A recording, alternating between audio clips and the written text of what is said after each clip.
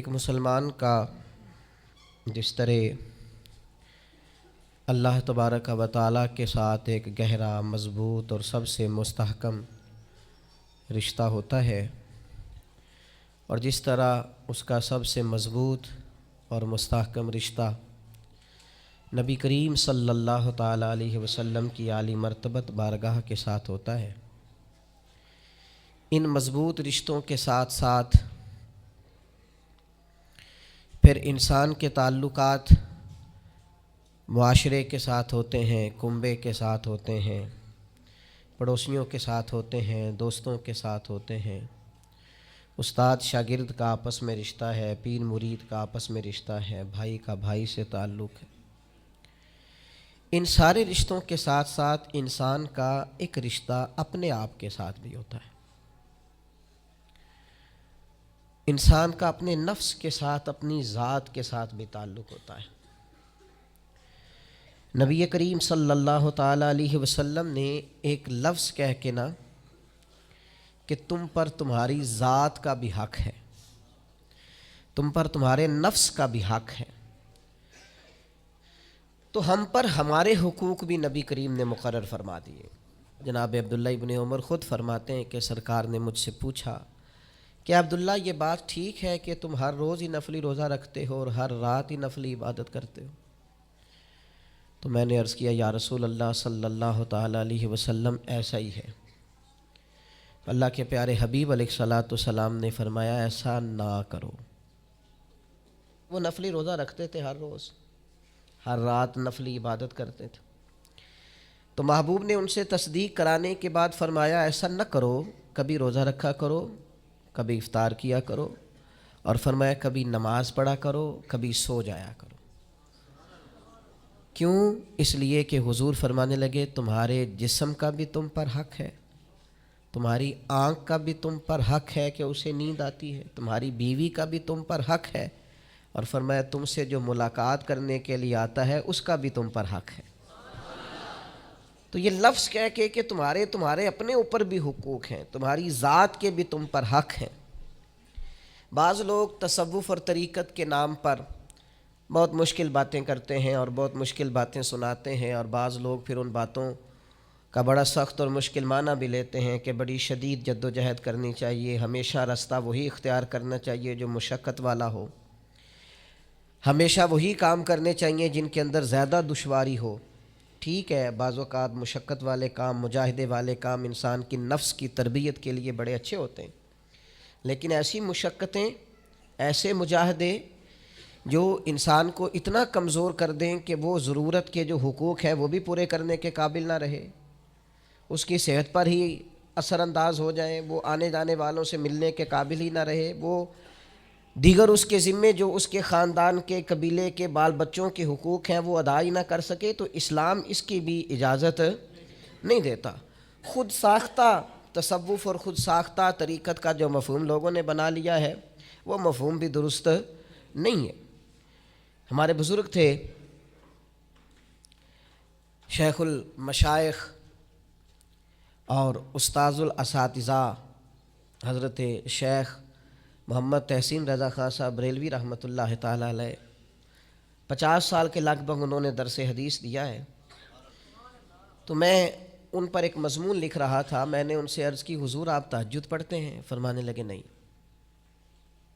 میں عشاء جماعت سے پڑھتا ہوں، اس کو بھی سالوں بیت گئے، اور میں فجر جماعت سے پڑھتا ہوں، یہ بھی میری زندگی کا معمول ہے، لیکن میں سحری کے وقت اس لیے نہیں اٹھ پاتا کہ مجھے صبح 8 بجے بیٹھ کر بچوں کو درس حدیث پڑھانا ہوتا ہے، عشاء کے بعد مجھے مطالعہ کرنا ہوتا ہے، تو میں سمجھتا ہوں یہ بھی میرے لیے نفلی عبادت ہے، لہٰذا میں رات کو بھی کتاب و سنت دیکھتا ہوں اور سارا دن بھی کتاب و سنت پڑھاتا ہوں، امید ہے میرا رب مجھے تہجد کا اجر بھی عطا کرے گا۔ عزیز دوست، آپ یاد رکھیے گا، اس کو سمجھیے گا کہ ہمارے ہاں بعض لوگ بعض چیزوں کو زیادہ دشواری بنا لیتے، فلاں آدمی کو میں نے کبھی نفل پڑھتے نہیں دیکھا، یہ طریقت نہیں کہ آپ نے اسے نفل پڑھتے نہیں دیکھا تو وہ صوفی نہیں۔ آپ یہ بتائیے کبھی فرض چھوڑتے تو نہیں دیکھا، کبھی اسے ضروریات دین کو چھوڑتے تو نہیں دیکھا، اور نفل تو ویسے بھی انسان کا رب سے ذاتی معاملہ ہو سکتا ہے سامنے والا چھپ کے پڑھتا ہو، ہو سکتا ہے وہ کسی ایسے لمحے میں پڑھتا ہو جب وہ سمجھے کہ اس وقت مجھے تنہائی میسر ہے. تو حضور نے فرمایا تمہارے نفس کا بھی تم پر حق ہے. جن جن چیزوں کو اللہ رسول نے جائز قرار دیا ہے وہ کوئی شخص بھی استعمال کرتا ہے تو اس کو کوئی شخص ناجائز کر سکتا نہیں. کسی کو بھی اس کا اختیار اور حق حاصل نہیں ہے. بلکہ صحیح بخاری کے اندر سیدہ عائشہ صدیقہ رضی اللہ تعالی عنہ کی ایک روایت موجود ہے. آپ فرماتے ہیں نبی پاک صلی اللہ تعالی علیہ وسلم نے کوئی کام کیا، بعد میں رخصت دے دی، اجازت دے دی، فرمایا چاہے کرو چاہے نہ کرو، نہ کرنے کی اجازت دے دی. پہلے سرکار نے کیا تو بعض لوگ ایسے تھے جنہوں نے اس رخصت سے فائدہ نہیں اٹھایا، وہ کام کرتے رہے. حضور نے اجازت دی تھی لیکن انہوں نے اس اجازت سے فائدہ نہ اٹھایا. تو نبی کریم علیہ السلام کو جب اس بات کا علم ہوا تو محبوب نے اللہ کی حمد کی اور حضور فرمانے لگے یہ بعض لوگوں کو کیا ہو گیا ہے کہ وہ ان کاموں سے بچتے ہیں جو میں کرتا ہوں، یعنی جس رخصت اور گنجائش پر میں عمل کر رہا ہوں اللہ کا محبوب ہو کے، وہ اس چیز کو چھوڑ رہے ہیں، اس سے احتراز برت رہے ہیں حالانکہ میں اجازت دے رہا ہوں. اور پھر اللہ کے حبیب علیہ السلام نے کیا خوبصورت انداز میں اس سارے مفہوم کو اتنا سمیٹا کہ اس کو ہمیشہ کے لیے بند کر دیا. اللہ کے محبوب فرمانے لگے مجھے اللہ کی قسم میں تم سب سے زیادہ رب کو جانتا ہوں اور میں تم سب سے زیادہ اللہ سے ڈرتا ہوں. تو جب میں کسی گنجائش پہ عمل کر رہا ہوں، جب میں کسی ضرورت پر عمل کر رہا ہوں، تو یہاں ایک دوست تشریف لائے ہمارے پاس تو وہ ہمیں مشورہ دینے لگے کہ آپ کے ہاں بچوں کو چھٹی ہوتی ہے تو وہ تقریباً 1.5 دن بنتا ہے، ظہر کی نماز کے بعد ہفتے کو وہ چلے جاتے ہیں اور اتوار کا سارا دن وہ چھٹی میں رہتے ہیں، تو یہ 1.5 دن پورا ان کا ضائع ہوتا ہے. تو یہ تو معاملہ ٹھیک نہیں ہے. اس طرح تو ایسا ہے نا کہ مدارس دینیہ میں کیا کام ہے چھٹی کا. تو میں نے ان سے کہا ہو سکتا ہے مدرسے کے طالب علموں کو بھی نیند آتی ہو سکتا ہے ان کا بھی کبھی کسی گراؤنڈ میں جا کے کھیلنے کو جی چاہتا ہو سکتا ہے یہ بھی اسی طرح کے لوگ ہوں جس طرح کے عام بچے ہوتے ہیں، ہو سکتا ہے وہ ساری خواہشات ان کے اندر بھی پائی جاتی ہوں جو باقی لوگوں کے اندر پائی جاتی ہیں. آپ وہ پابندیاں کیوں لگاتے ہیں جو پابندی اللہ رسول نے نہیں لگائی؟ جس چیز کو شریعت نے بین نہیں کیا ہم کون ہوتے ہیں اس کو بین کرنے والے؟ سمجھیں. ہاں ایک بات ضرور ہے، ہم اپنے وجود کے مالک نہیں ہیں، اس کا مالک اللہ ہے. وہ خالق ہے، ہم مخلوق ہیں. وہ معبود ہے، ہم اس کے عابد ہیں. وہ ہمارا مالک ہے. ہمیں اپنے نفس کو، اپنے وجود کو اس کی فرما برداری میں رکھنا. نفس کے حق کا یہ مطلب نہیں ہے کہ خواہش نفس میں اگر کوئی ناجائز چیز پیدا ہوتی ہے تو اس کی تکمیل کے لیے بھی ہم دوڑ پڑیں گے. اس کی شریعت کے اندر اجازت نہیں ہے. اجازت اس بات کی ہے کہ جن چیزوں کو شریعت نے جائز قرار دیا ہے آپ اگر ان کا حصول چاہتے ہیں، آسانی چاہتے ہیں تو آپ ضرور ان کو اختیار کریں، کوئی منع والی بات نہیں ہے. میں نے کہا بعض لوگ نا بعض چیزوں پر شدت کرتے ہیں. یعنی نبی کریم علیہ السلام کے صاحبزادہ گرامی حضرت ابراہیم علیہ السلام کا وصال ہو گیا تو نبی کریم کی آنکھوں میں آنسو آ گئے. تو ایک شخص نے حضور سے کہا یا رسول اللہ آپ بھی روتے ہیں، آپ تو صبر کا درس دیتے ہیں. تو نبی کریم نے فرمایا یہ جو آنسو نکل آئے ہیں نا یہ بیٹے کی محبت کی علامت ہے. باقی فرمایا میرے دل اور زبان پر وہی ہے جس سے میرا رب راضی ہوتا ہے. میں اللہ سے کوئی شکوہ نہیں کر رہا، اس کی تقدیر پر راضی ہوں. لیکن یہ کہ جو انسان پر اللہ تعالیٰ نے کچھ فطری محبت رکھی آپ اس کو بھی قبول نہیں کرتے بعض لوگ. تو کچھ لوگ بعض لوگوں پر زیادہ شدت کرتے ہیں، بعض لوگ بعض چیزوں کے معاملے میں زیادہ شدت کا. حضرت عمر کو نبی پاک نے کچھ نذرانہ دینا چاہا، ہدیہ دینا چاہا. ایک ہے آپ کسی سے مانگتے ہیں، ایک ہے کوئی آپ کو دیتا ہے. ان دونوں باتوں میں وہ جو تحفہ لینا دینا ہے اسے تو حضور نے فرمایا محبت بڑھتی ہے. تو حضرت یہ صحیح بخاری میں موجود ہے، نبی کریم نے کچھ دیا تو حضرت عمر عرض کرنے لگے نہیں یا رسول اللہ ضرورت نہیں. تو محبوب نے فرمایا جو بن مانگے ملے وہ تو اللہ کی طرف سے ہے. وہ ایک صاحب مجھے کہنے لگے فلاں صاحب کہتے ہیں ہم چندہ نہیں مانگتے. تو میں نے کہا وہ زیادہ نیک ہونا چاہتے ہیں، کوئی حرج والی بات نہیں، وہ چندہ نہیں مانگتے، وہ زیادہ پرہیزگار ہونا چاہتے ہیں، زیادہ آگے بڑھنا چاہتے ہیں. ورنہ نبی پاک نے تو اعلان کیا ہے کہ تبوک پہ جانا ہے، مجاہدوں کو چندے کی ضرورت ہے. اعلان کیا کہ نہیں کیا رسول پاک نے؟ تو آپ کس کو علماء کی توہین کا پہلو بنائیں گے؟ رسول اللہ صلی اللہ علیہ وسلم نے اعلان نہیں فرمایا؟ اگرچہ مالک کے کل ہیں لیکن حضور نے اعلان کیا اور قرآن مجید میں تو کفار نے شکوہ کیا ہے کہ رب ہم سے مانگتا ہے معاذ اللہ. اس کا معنی یہ ہے کہ اللہ فقیر ہے، ہم غنی ہیں. یا آپ 28ویں پارے میں دیکھ لیں کہ رب کہتا ہے قرض حسنہ دو، تو آپ کیا معاذ اللہ یہ آیتیں دے کے اللہ پر تنقید کریں گے؟ معاذ اللہ ثم معاذ اللہ، نقل کفر نباشت کہ اللہ لوگوں سے کہتا ہے میرے راستے میں خرچ کرو، اور ایک جگہ نہیں جگہ جگہ کہتا ہے. آپ کچھ زیادہ نیک ہونا چاہتے ہیں؟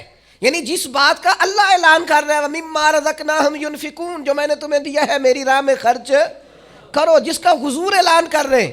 ایک شخص کھڑا ہو کے کہتا جی ہو مولوی چندے مانگتے ہیں. او خدا کے بندے، جو کام عین کتاب و سنت میں موجود ہے، تم کو ضرورت سے زیادہ نیک ہونا چاہتے ہو تو یہ تمہارا خود ساختہ دین ہے، یہ رسول اللہ کا دین نہیں ہے، یہ تمہارا. اور لوگ ہیں کہ کہہ رہے ہیں واہ واہ بڑی بات ہے.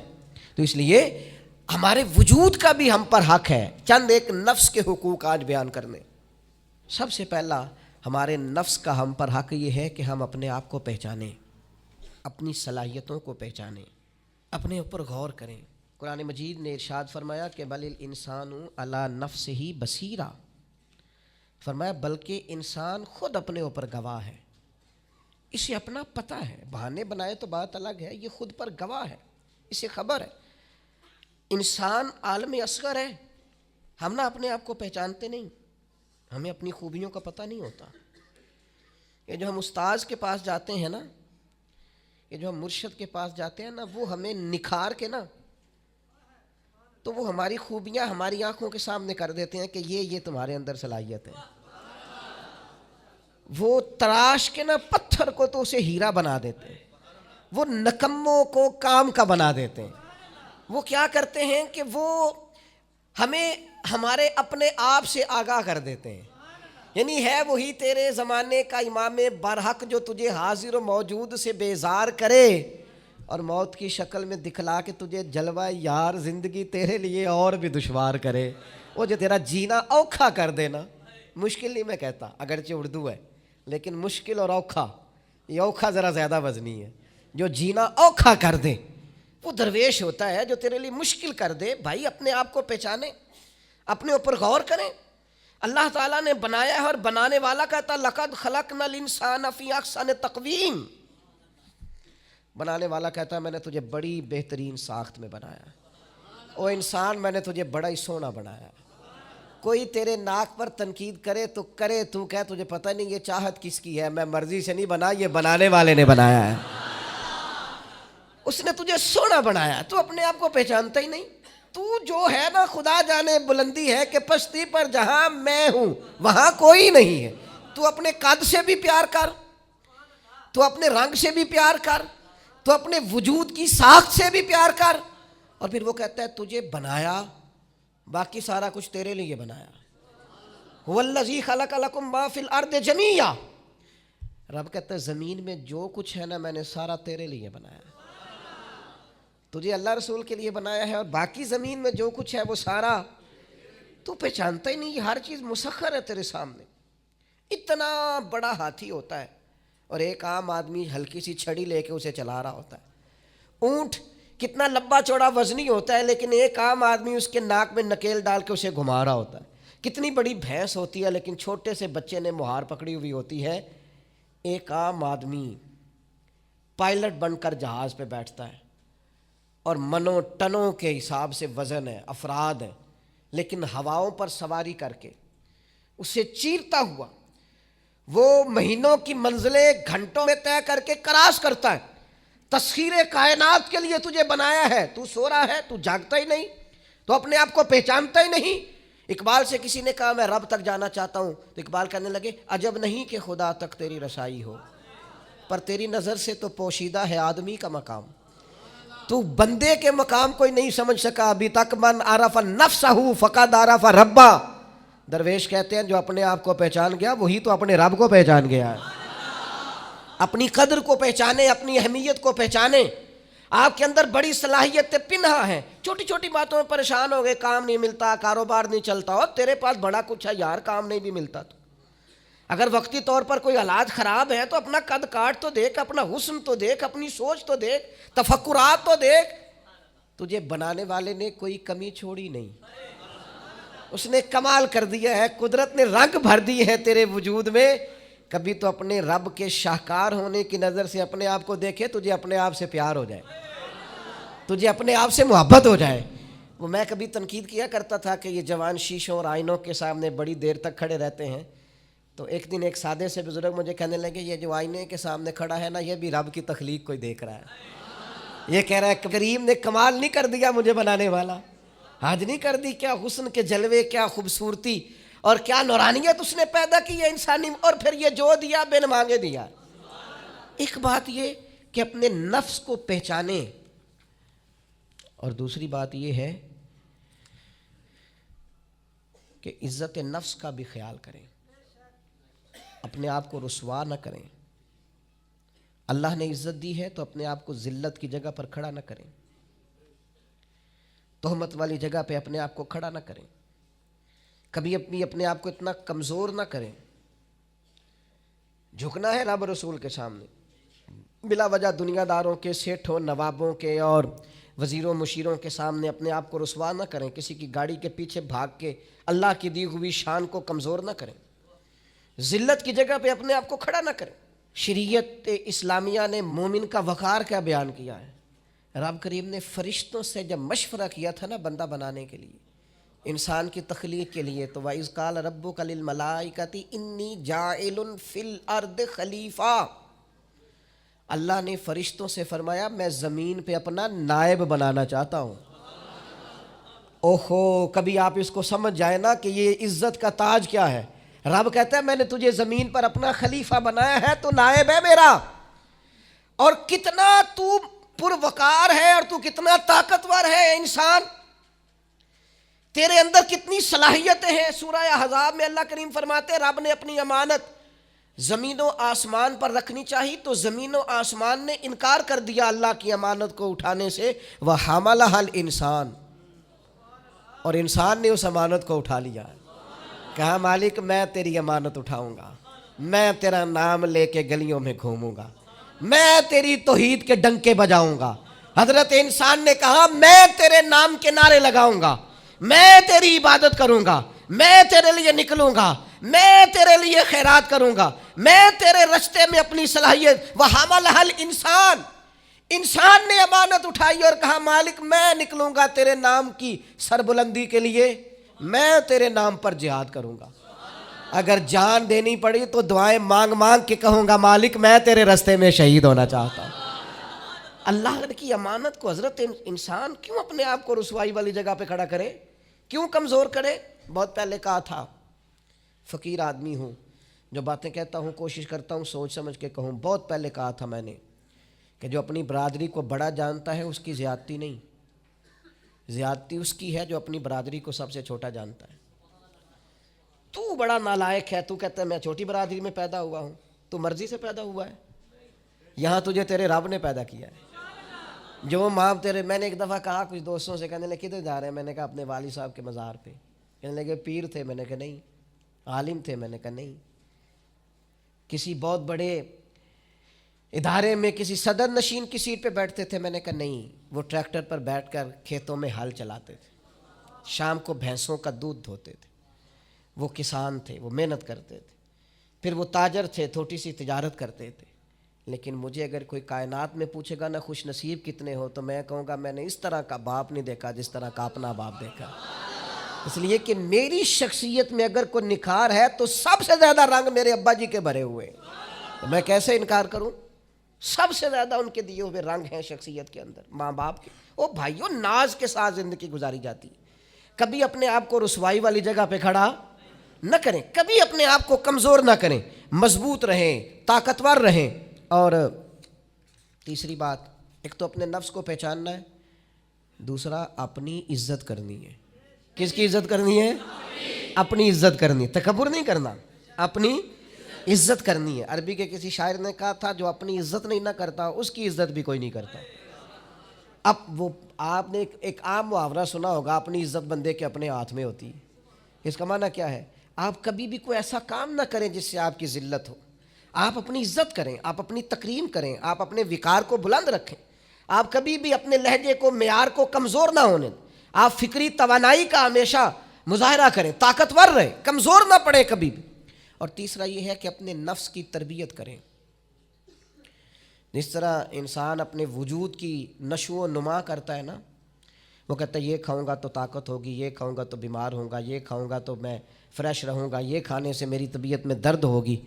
اسی طرح وہ اپنی تربیت کرے، اپنی نشو و نما کرے، اپنی روحانی تربیت پر توجہ دے. وہ دیکھے یہ کام کرنے سے میری طبیعت گناہ کی طرف مائل ہوتی ہے، اس بری صحبت میں بیٹھنے سے میرے اندر بعض بری چیزیں آتی ہیں، اس کے پاس بیٹھنے سے سوچے میری گدلی میلی کچیلی ہوتی، اور اس شخص کی صحبت جو ہے وہ مجھے تازہ کرتی ہے، اللہ کے قریب کرتی. تربیت نفس پر توجہ دیں، اپنی باطنی کیفیات کو ملاحظہ کریں. اپنی تربیت سب سے زیادہ انسان خود کر سکتا ہے. بل الانسان علی نفسہ بصیرہ، انسان خود اپنے اوپر گواہ ہے. وہ خود محسوس کرے کہ کہاں کہاں میرے اندر غلطیاں ہیں، کہاں کہاں میرے اندر کمزوریاں ہیں، وہ ان ساری چیزوں پر متوجہ رہے.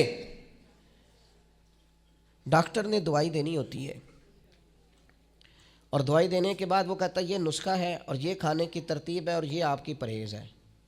اب مریض کہے کہ جناب ڈاکٹر صاحب کوئی نظر کریں آپ تاکہ میں نہ نظر سے ٹھیک ہو جاؤں، تو ڈاکٹر کہے گا میری نظر یہی ہے جو میں نے نسخہ لکھا ہے نا، یہی نسخہ ہے، یہ دوائی کھائیں. یہ وہ لوگ آتے ہیں پیر صاحب کے پاس، کہتے ہیں کوئی نظر کریں میں نیک ہو جاؤں. بھی پیر صاحب نے نسخہ بتایا نا، 5 نمازیں پڑھو، نماز کے بعد یہ والا ذکر کرو. پیر صاحب نے بتایا نا اس کام سے پرہیز کرو، تو آپ ان بات مانیں انشاءاللہ اللہ شفا عطا فرمائے گا. آپ اس نسخے پر، وہ پیر فیض الحسن شاہ صاحب رحمۃ اللہ علیہ آل و معار شریف والے فرمایا کرتے تھے، مرید کہندے نے سانو نمازاں نہ پڑھاؤ، اللہ اللہ نہ کراؤ، ایویں ہی پہنچاؤ. تو کہتے ہیں یہ ایویں والا کام ہو سکتا؟ ہاں، جو شریعت کے احکام ہے وہ تو سارے کرنے پڑتے ہیں. اور پھر لوگوں کو نا ایسے موقع پہ بابا بلے شاہ جی یاد آ جاتے ہیں. کہتے بلے شاہ نو مرشد ملے ہے تے انہیں ایویں جا بخشایا ہے، وہ نا 300 پہلی زمین ہوندی سی بابے بلے شاہ دی، انہیں ساری دیتی دی اللہ دی راہ وچ. ایویں جڑا جے نا وہ اے والا ایویں جے. نیرا شیر نہ پڑھو، پیچھے پلٹ کے دیکھو تو صحیح اس شخص نے کمال کیا کیا کیا ہے. مجھے اتنا نظر آ رہا ہے وہ بلے شاہ نو مرشد ملیا جنہیں ایویں جا بخشایا، وہ ایویں ان کی عاجزی ہے، وہ ان کی عاجزی ہے، وہ انکساری ہے. وہ کہتے ہیں کہ مجھے بہت زیادہ مشقت نہیں کرنی پڑی، ایک ہی مرشد سے سارا کچھ مل گیا ہے. یہ اس بات کا ترجمہ ہے، اس کی تشریح ہے. من مانی باتیں، من مانی آپ تربیت اپنی کریں، اپنے اوپر غور کریں. اور چوتھا، ہمارے نفس کا ہم پر حق یہ ہے کہ اپنے نفس کا احتساب کریں، اپنے نفس کو اللہ کی رضا کے مطابق ڈھالیں، اس کا محاسبہ کریں. جو لوگ حساب کتاب نہیں نہ رکھتے، ہمارا ادارہ ذرا بڑا ہوا ہے تو ہم نے اسپیشل اکاؤنٹ میں پکا بندہ رکھ لیا ہے. پہلے ایک دوست کام کرتے تھے، رضا کارانہ طور پر شام کو بیٹھتے حساب کتاب کر دیتے. کمیٹیوں میں ایک شخص کیشیئر ہوتا ہے. پھر اب ادارہ بڑا ہو گیا، نظم بڑا ہو گیا، کام بڑا ہو گیا. اب وہ ایک آدمی شام کو اگر بیٹھے گا تو کرے گا نہیں، تو مستقل ایک صاحب ہیں جو ڈیوٹی کرتے، نظام کو دیکھتے. کیونکہ اگر حساب کتاب نہ رہے تو چیزیں ٹھیک چل سکتی. سب سے زیادہ وہ تاجر ناکام ہوتا ہے جو کمائی کرے اور خرچ کا حساب ہی نہ رکھے، جس کو پتہ ہی نہ ہو آمدن خرچ میں بیلنس کیا ہے. اس لیے حضرت عمر رضی اللہ تعالیٰ عنہ ارشاد فرماتے ہیں اپنا حساب کرو اس سے پہلے کہ قیامت میں تمہارا حساب کیا جائے. اپنے نفس کا محاسبہ ضرور. ہم نہ ساری زندگی دوسروں کا حساب کرتے رہتے ہیں، فلاں کہاں سے کماتا ہے، کہاں کھاتا ہے، کہاں پہنچ گیا، کون سی سیاست کی، کس کے پاس اٹھتا بیٹھتا ہے، کہاں سے آتا جاتا ہے، چلاک بڑا ہے، فلاں سے مل گیا. اور ساری زندگی دوسروں کا خیال رکھتے گزر گئی، اس سے زیادہ بھی کبھی اپنا رکھا ہوتا نا تو بات کہاں سے کہاں پہنچ جاتی. محاسبہ نفس کرنا، اور کتنا کرنا ہے، اس نفس کو قابل بنانا ہے. حضرت سیدنا عبداللہ ابن سلام رضی اللہ تعالیٰ عنہ نے لکڑیوں کا گٹھا، پرانے زمانے کے اندر ایندھن لانا، لکڑیاں اکٹھی کر کے لانا، یہ بھی روزمرہ کی ڈیوٹیوں میں سے ایک ڈیوٹی ہوتی تھی. وہ ڈیوٹی آج کل ہم ماہانہ گیس کا بل دے کے پوری کرتے ہیں. یہاں اب بھی اس کی ایک صورت ہمارے پاس ہے کہ بہت سارے لوگوں نے سلنڈر اٹھائے ہوتے ہیں، گیس بھروانے جا رہے ہیں. تو اس سے کچھ عرصہ پہلے یا آج بھی دیہی ماحول کے اندر بعض لوگ شام کو لکڑیاں اکٹھی کر کے لاتے تھے کہ وہ آئیں گی تو کھانا پکے گا ایندھن کے لیے. حضرت عبداللہ ابن سلام رضی اللہ تعالیٰ عنہ لکڑیاں اپنی پشت پہ رکھے ہوئے ہیں، گھر کی طرف آ رہے ہیں. تو ایک شخص نے آپ سے کہا کہ جناب حد ہو گئی، گھر میں بیٹے بھی موجود ہیں، غلام بھی موجود ہیں، اور آپ یہ کام خود کر رہے ہیں. تو حضرت عبداللہ ابن سلام فرمانے لگے بیٹے بھی موجود ہیں اور غلام بھی موجود ہیں، اور ایک بات اور بھی شامل کر رہا ہوں، اللہ کے فضل سے میرے بچے اور میرے خادم میرے فرما بردار بھی ہیں، بات بھی مانتے ہیں.